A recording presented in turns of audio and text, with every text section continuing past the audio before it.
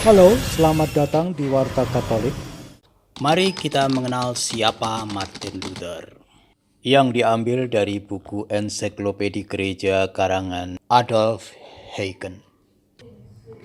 Luther lahir di Eisleben, Jerman pada tahun 1483. Ia belajar hukum di Universitas Erfurt tahun 501 dan masuk Ordo Agustin, terdorong oleh perjanjian yang dia buat waktu takut tersambar halilintar.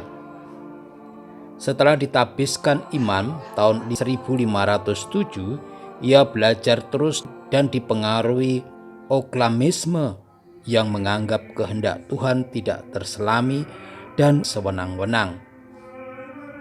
Pada tahun 1513, Luther menjadi mahaguru di Exegesis di Wittenberg. Selama dalam biara, Luther tetap dihantui ketakutan tentang keselamatan abadinya. Pada suatu hari waktu berada di suatu menara, ia sekonyong-konyong merasa memperoleh jawaban atas pertanyaan yang sudah lama mencemaskan, yaitu bagaimana saya memperoleh Tuhan yang Maha Rahim. Jawabannya, Tuhan yang membenarkan manusia bukan karena perbuatannya, melainkan karena pembenaran yang diperoleh Kristus dengan wafatnya atau sola gratia. Dengan usahanya sendiri orang tidak pernah menjadi baik, suci ataupun benar. Tetapi dosanya tidak diperhitungkan lagi karena jasa-jasa Kristus, sehingga manusia yang dibenarkan dari luar tetap juga orang berdosa. Manusia tidak menjadi orang yang benar dan baik, tetapi dianggap Allah sebagai benar.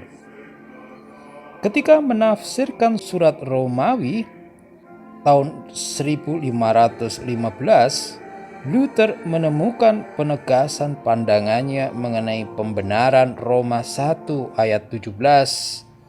Manusia diselamatkan dengan semata-mata percaya kerahiman Tuhan saja. Berdasarkan keyakinan itu, perbuatan-perbuatan saleh dan sarana gereja tidak begitu penting. Maka Luther menjadi tenang berkat penemuannya itu waktu membaca Alkitab dan merasakan sapaan Allah langsung kepadanya secara pribadi. Pembenaran ilahi ini harus diimani, yaitu sola fide. Dengan sekuat-kuatnya, apapun yang lain tidak begitu perlu. Dalam suasana seperti itu, Luther mendengar tentang komersialisasi indulgensi dan menggunakan wewenang gerejani demi kepentingan politik. Hal ini merupakan duri dalam matanya cara promosi di sekitar Wittenberg untuk mengumpulkan dana guna membangun gereja Santo Petrus di Roma dan untuk melunasi hutang seorang uskup bercorak sangat materialistis. Maka Luther merasa wajib menentangnya. Atas dasar keyakinan itu tersusunlah 95 dalil dalam bahasa Latin yang dikirim kedua uskup dan dimaksudkan sebagai bahan pembahasan akademis seperti lazim pada zaman itu. Kejadian itu kemudian dirayakan sebagai awal reformasi pada tahun 1517. 95 dalil atau tesis tersebut diterjemahkan tanpa sepengetahuan Luther ke dalam bahasa Jerman dan menggagalkan pengumpulan dana. Maka Luther dituduh sebagai heretikus, diperiksa di Augsburg dan mengadakan debat di muka umum tentang pandangannya tahun 1519. Dalam pergumulan itu, Luther semakin menentang wewenang Paus dan kemudian juga konsili ekumenis untuk memutuskan masalah-masalah iman selama tidak diajukan bukti-bukti dari Alkitab yang meyakinkannya. Hanya Alkitab, sola scriptura, itulah garis pembenarannya sesuai ajaran John Willich pada abad sebelumnya. Radikalisme Luther itu besar akibatnya. Orang menganggap mereka sendiri dapat menentukan apa ajaran Kristiani asal mengajukan ayat-ayat Alkitab sebagai bukti menurut pengertian dan tafsiran dia masing-masing. Individualisme dan subjektivitas yang melampaui maksud Luther yang semula, tetapi tersirat dalam pola pemikirannya memecah-mecah umat yang memisahkan diri dari Roma. Karena Luther mengutamakan hubungan orang perseorangan dengan Tuhan, maka gereja, organisasi, jabatan-jabatan, sakramen, dan tradisi dianggap kurang penting. Setiap orang langsung berhubungan dengan Tuhan, menafsirkan sendiri Alkitab yang sendiri menjelaskan artinya bagi orang beriman. Yang utama adalah orang percaya bahwa dibenarkan. Mereka yang dibenarkan itu membentuk gereja tak kelihatan, yaitu gereja Kristus.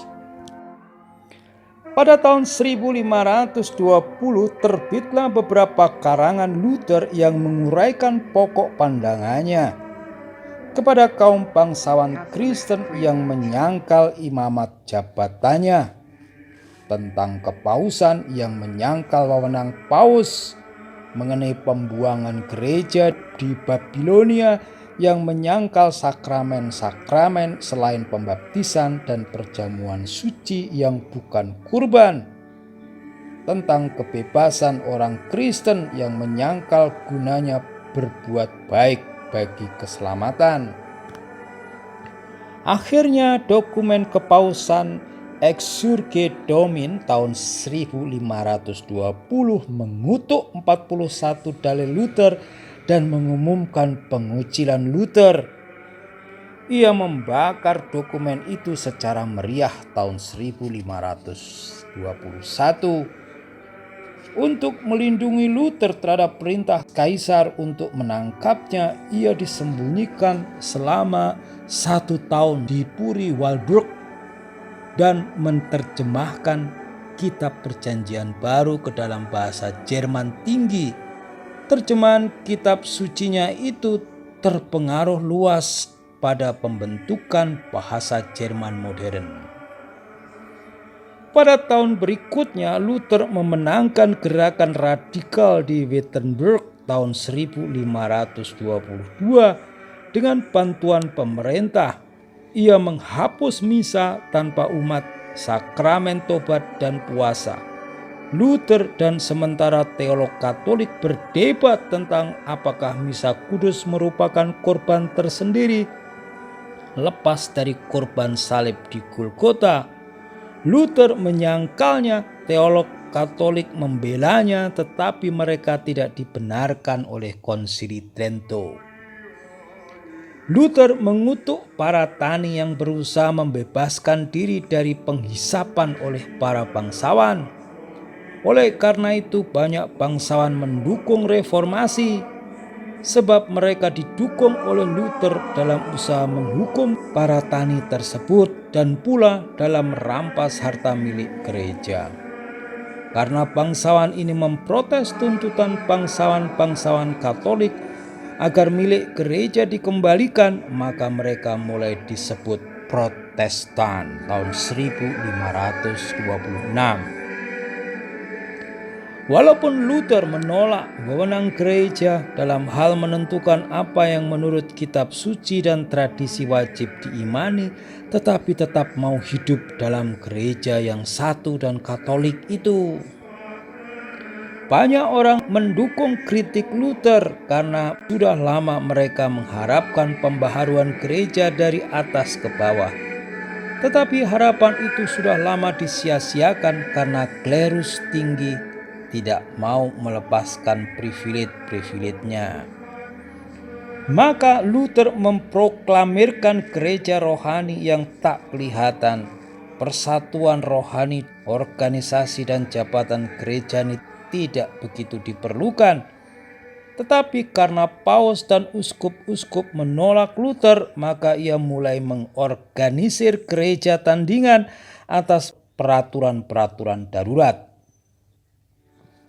Atas desakan Kaisar Karel kelima diusahakan pendekatan di antara kedua pihak, dan Luther mendukung suatu dokumen yang disusun juru bicaranya Philipp Melanchthon untuk memulihkan persatuan pada sidang raya kekaisaran di Augsburg tahun 1530. Usaha ini gagal. Alasannya bermacam-macam. Roma tidak mau mundur, Luther kurang mendukung Melanchthon, terlalu lunak menurutnya, kurang pengertian satu sama lain, kepentingan duniawi kedua belah pihak. Luther semakin ekstrim dan kasar. Di Convention Augustana atau pengakuan Augsburg tahun 1530, Melanchthon masih mengharap bahwa kelompok pembaharu dapat hidup dalam satu gereja Katolik karena ajaran kedua aliran tersebut pada dasarnya sama, inti iman sama. Maka salah satu dokumen dasar Lutheranisme menyatakan, inilah hampir ringkasan ajaran yang di dalam gereja-gereja kita diajarkan dan dikhotbahkan sebagai pelajaran Kristiani yang benar dan untuk penghiburan suara hati, supaya juga untuk memperbaiki orang beriman. Maka sebuah perbedaan pendapat hanya tentang beberapa kebiasaan yang keliru.